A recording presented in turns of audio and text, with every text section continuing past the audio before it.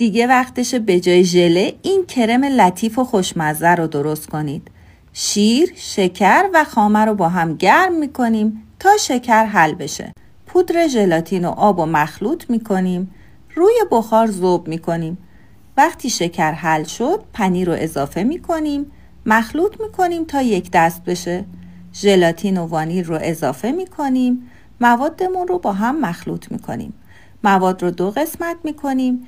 یک قسمت رو با نسکافه حل شده و شکلات ذوب شده مخلوط میکنیم. قالبمون رو چرب میکنیم. با دستمال چربی اضافه رو میگیریم. 1 لایه کرم موکا میریزیم. چند دقیقه داخل فریزر قرار میدیم تا کمی ببنده. بعد لایه سفید میریزیم.